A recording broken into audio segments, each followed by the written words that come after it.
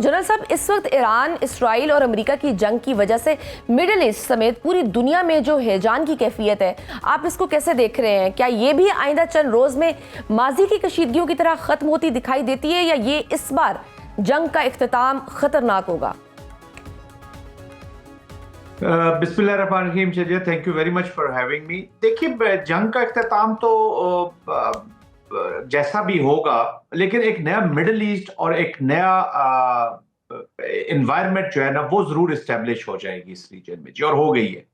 Unfortunately इसमें जंग में इतना दायरा कार इसका फैलता चला जा रहा है कि अभी इसका जो एंड स्टेट है वो थोड़ी सी अंडर क्वेश्चन, अंडर क्लाउड चली गई है। But having said that, important जो प्लेयर है इस वक्त वो प्रेसिडेंट ट्रंप ही हैं। यूनाइटेड स्टेट्स जब चाहेगा इस जंग को एंड कर देगा, बट हम देखते हैं कि ईरान ने इनगल्फ किया है अपने रिस्पॉन्स में, उन कंट्रीज को भी इस जंग में लाने की कोशिश की है, मिडिल ईस्टर्न कंट्रीज को, जहां से भी अमेरिकन बेसिस रहे या जिन्होंने अमेरिका को सपोर्ट किया इन अ वे, मे बी डायरेक्टली और इनडायरेक्टली। और वो एक कास्ट क्रिएट करना चाह रहा है ईरान, न सिर्फ रीजनल कंट्रीज के लिए बल्कि इंटरनेशनल एप्लीकेशन जो ट्रंप के नीचे, of course Israel is part of that, और अब वेस्ट भी आहिस्ता आहिस्ता इसके साथ थोड़ा सा जुड़ता हुआ नजर आ रहा है। इवॉल्विंग सिचुएशन है, अभी it's too early to predict, but जो एक चीज सामने नजर आ रही है वो कोई इतनी इंकरेजिंग नहीं है। एक नया मिडिल ईस्ट जिसके बीच में ईरान के साथ अभी हम देखते थे कि पिछले दिनों या प्रीवियस मंथ्स या एक 1.5-2 साल में काफी चीजें बेहतर हुई थी, स्पेशली सऊदी अरेबिया का जो कॉन्टेक्स्ट था। लेकिन अब सऊदी अरेबिया के अंदर भी एम्बेसी के ऊपर आपने अमेरिकन एम्बेसी के ऊपर हमला कर दिया, कतर, और भी आप इकोनॉमिक टारगेट्स ले तो, और ईरान भी स्टैंड तो ले रहा है कि जी मैंने पहले इन्फॉर्म किया था कि it is against the American, but overall it has damage. मेरे ख्याल में उनको फोकस सिर्फ अपने इंपॉर्टेंट स्टाफ पे करना चाहिए था। सर, एक आर्मी ऑफिसर, आप क्या समझते हैं कि अमेरिका और इसराइल की फोर्सेस इतनी बड़ी गलती कैसे कर सकते हैं कि किसी मुल्क के अंदर उसके सुप्रीम लीडर को टारगेट करें और फिर ये एक्सपेक्ट करें कि सब कंट्रोल में रहेगा? या आपके ख्याल में वो मिस कैलकुलेट कर गए हैं क्या? और साथ में ईरान का रिएक्शन वाकई सरप्राइजिंग है, या जानबूझकर मिडिल ईस्ट को शाम, इराक की तरह तबाह करना इस बड़ी गेम का हिस्सा है? देखिए, ह्यूब्रिस एंड इम्प्यूनिटी, ये दो चीजें बड़ी इंपॉर्टेंट हमने देखी हैं, और इनका कोलैबोरेशन है दोनों चीजों का इन दी एप्लीकेशन। अमेरिका भी और इजराइल भी, अमेरिका की ऑफ कोर्स काफी सपोर्ट रही है, और अभी तो जॉइंट एप्लीकेशन हो गई है, they have established an enemy. उन्होंने तो अपनी वॉर की एप्लीकेशन की है जी। अब वो सही है या गलत है, हर ग्रुप जो है या हर जो कैंप है वो उसको डिफरेंट एंगल से देखेगा।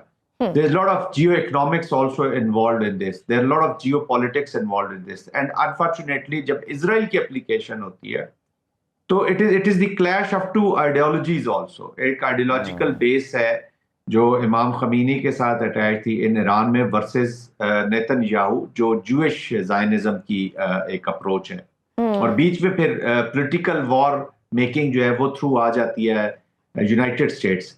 Indirectly it is also support to that ideological base जो नेतन्याहू की लिक्विड पार्टी लेकर चल रही है फ्रॉम इजराइल की सॉइल से, जो जूइश ज़ायनिज्म की एप्लीकेशन। तो ये clash of two different ideologies also. तो जब आइडियोलॉजीज का क्लैश होता है तो उसकी रिपरकशन बड़ी लॉन्ग लास्टिंग होती हैं, उसके इफेक्ट्स होते हैं बड़ी नस्लों तक आते हैं।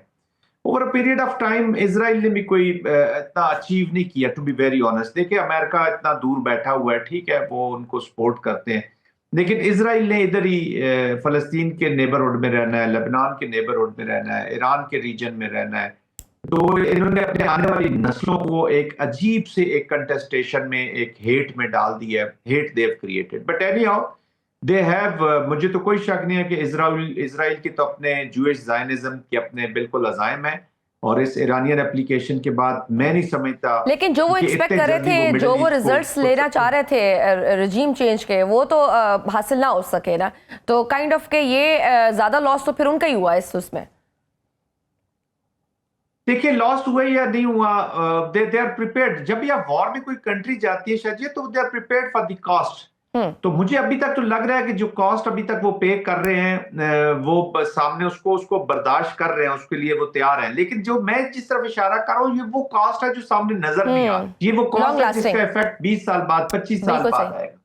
सबसे ज्यादा नुकसान तो पीस का हो गया ना, जो पॉजिटिव पीस है which is a complete peace in totality, वो तो अचीव हो नहीं सकता। जंग खत्म भी हो गई तो नेगेटिव पीस ही अचीव होगा। Silencing of weapon doesn't mean कि यहाँ पे पीस एस्टेब्लिश हो गई। ये नफरत, अब हेट जो है ये डीप रूटेड हो गई है।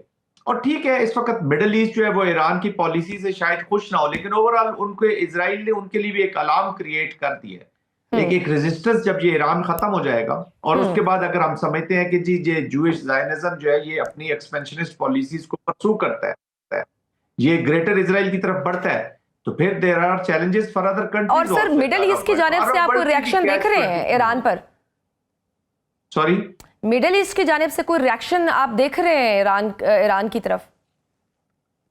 Reaction of middle eastern countries, of course देखिए, अगर आप मिडिल ईस्टर्न कंट्रीज के कॉन्टेक्स्ट में पूछ रहे हैं कि वो ईरान की तरफ, तो ऑफ कोर्स दे आर प्रिटर्ब्ड। अभी कतर में कल देखे ना, 2 जहाज जो ईरान के गिराए गए, वो क्लेम यही कर रहे हैं कतरी एयरफोर्स ने गिराए। तो इट मीन जो एयर बैटल हुई है it was between Qatar and Iran. और कोई सिविल ऐसी कैजुअलिटीज हो जाती हैं या जो हो सकता है कोई ऐसी कैजुअलिटीज हो जाए जिसकी कॉस्ट वो कंट्रीज ना बर्दाश्त करें। एंड हु कुड से, देखिए माइनॉरिटीज हैं कुछ मुल्कों में, वो इतने आंसरेबल नहीं है कि वो लोगों की पल्स को देखेंगे। वो क्या देखेंगे? वो जब देखेंगे कि उनकी सॉवरेनिटी को हिट किया गया है, तो they had a past also. Unfortunately that past was not that very bright. कुछ over a period of time चीजें बेहतर हो रही थी, तो अगेन वो चीजें बैकग्राउंड में पड़ी तो होती हैं। जो इंट्रा अरब कंटेस्टेशन थी, फिर आपने देखा वहां रीजन में पुरानी, अगर 80s में आप चले जाए तो इराक और ईरान की भी हमने वॉर देखी। इस मिडिल ईस्ट के ऊपर तो इतने तजर्बे हुए, वॉर तो यहाँ कॉन्स्टेंटली रही है। हमने तो अपने लाइफ स्पैन में यहाँ वॉर ही वॉर देखी है जी। तो कुछ ना कुछ कंटेस्टेशन रही है, वो बैगेज भी पास्ट का साथ कभी कभी शामिल हो जाता है। तो थोड़ी सी अनप्रिडिक्टेबिलिटी अटैच हो गई है towards the middle eastern response towards Iran. Saudi Arabia पूरी कोशिश कर रहा है और भी फ्रेंड्स पूरी कोशिश कर रहे हैं, कंट्रीज लाइक पाकिस्तान, तुर्किया, के इसको ज्यादा जंग को फैलाया ना जाए। बट जंग का इनिशिएट करना शजिया बड़ा आसान होता है, वो वहां कर दी गई है। अब इसको समेटना, एंड स्टेट दैट वो किसने करनी है, किसी के कंट्रोल में नहीं रहता। तो वो इवॉल्विंग सिचुएशन है। विद द टाइम आप देखती जाएंगी कि अनफोल्ड होता जाएगा, लेकिन मैं कोई इतना पॉजिटिव एंड नहीं देख रहा इस वॉर। बिल्कुल सही। जैसे ईरान जिस तरह सैकड़ों में मिसाइल तेल अबीब, हैफा और यरूशलेम और दीगर खलीजी ममालिक में दाग रहा है, इससे तो ऐसे मालूम होता है कि ईरान के पास जखीरा बेशुमार है। आप क्या समझते हैं कि ईरान जखीरे की बुनियाद पर कितना अरसा जंग में मुसलसल रह सकता है? Their stockpiles are not known. Different figures आते रहते हैं। जो मीडियम रेंज है उसके कुछ 4,000 तक आते हैं, जो शॉर्ट रेंज हैं वो 6-7,000 तक नंबर्स गिने जाते हैं। बट एक चीज याद रखिए कि वो अपने ड्रोन्स बनाते हैं, अपने मिसाइल्स बनाते हैं। जो इतलात हैं, डिफरेंट इंफॉर्मेशन आती रहती हैं, नॉट कंफर्म। कोई सरप्राइजिंग, कोई आप देख रहे हैं कोई सरप्राइजिंग रॉकेट्स या मिसाइल भी मौजूद है ईरान के पास जो आगे इस्तेमाल हो? देखिए, प्रेसिडेंट ट्रम्प ने एक दफा इशारा किया था जब वो विटकॉफ को कह रहे थे कि जी अगर इतना मेरा अमेस्ट किस्म का मिलिट्री बिल्टअप के आगे भी ईरान ब्रेक डाउन नहीं हो रहा, तो इसका मतलब है कि ईरान के पास कुछ चीजें मौजूद हैं। तो शक तो किया जाता है कि ईरान के पास कुछ ऐसे एलिमेंट्स होंगे। But I think this is a critical stage of the war. अगर इस तरह की कोई चीजें जो भी होंगी वो स्लोली एंड ग्रेजुअली सामने आ जाएंगी, और वो उसको लेट टाइम तक अब नहीं रखेगा। Already Iran is suffering. जब आप बाकी डोमेन्स में अपने डिफेंस को और अपनी मिलिट्री को इतना स्ट्रांग नहीं करते in all spectrums of war, तो और एक ही लिमिटेड अगर आप चॉइस अभी आप मिसाइल तक ही महदूद रह गए, तो फिर आपकी जो रिस्पांस ऑप्शंस है वो रिस्ट्रेंट हो जाती है जी, कम हो जाती है, रिस्ट्रिक्टेड हो जाती है। बिल्कुल सही। अदरवाइज तो खैबर मिसाइल समेत तो कई पुरानी टेक्नोलॉजी हम देख रहे हैं कि ईरान ने मैदान में जरूर उतारी है। वो तो है। देखिए, मिसाइल ही रह गया ना। अब वो कितने हैं, कैसे हैं, वो उस पर भी कोई नंबर नहीं दिया जा सकता। और फिर अगर अमेरिका कह रहे हैं इनके पास है, तो अमेरिका का ऑलरेडी हम इराक के कॉन्टेक्स्ट में देख चुके हैं कि वो वेपन्स ऑफ मैस डिस्ट्रक्शन आज तक नहीं निकले वहां से। तो वो हो सकता है उनका वॉर कुछ जारी रखने के लिए वो कभी भी इस थ्रेट को छोटा थ्रेट नहीं करेंगे। कई दफा वो देखे ना, फिर प्रेसिडेंट ट्रंप जो है उनको प्रिडिक्ट करना इस वक्त बड़ा मुश्किल हुआ। कभी वो कहते हैं जी हमने न्यूक्लियर उनका ऑब्लिटरेट कर दिया पिछली सब दफा, खत्म फिर कर अभी दिया और अब न्यूक्लियर के ऊपर एग्जैक्टली अब मिसाइल की तरफ चली गई है। तो वो ऑब्जेक्टिव्स ऐसे थोड़े से शिफ्ट करते रहते हैं। But I think military objectives तो बड़े क्लियरली अमेरिकन स्पेल आउट कर दिए हैं।